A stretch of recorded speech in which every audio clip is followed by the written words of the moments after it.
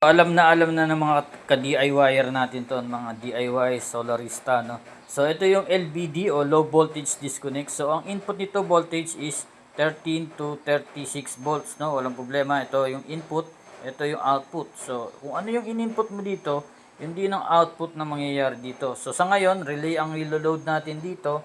So 12 volts ang input, so 12 volts din ang output nito. So, nandiyan niya sa yellow basket kung ano pa yung mga detalye na magagamit nyo, no? At gusto nyo makita ang mismong specification. So, ang LVD ginagamit yan for low voltage disconnect para sa protection ng baterya nyo. So, may LCD yan.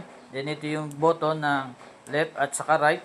Then, may mga parameters to, no? Para sa low voltage at reconnection.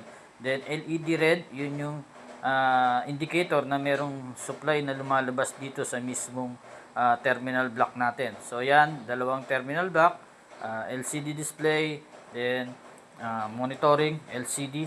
So 3 digit. So click nyo ang yellow basket para makagawa na kayo ng setup. So ginagamit ko yan sa mga ganitong setup ko yan.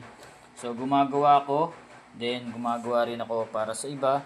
Yan yung mga LVD natin, no? So thank you, God bless.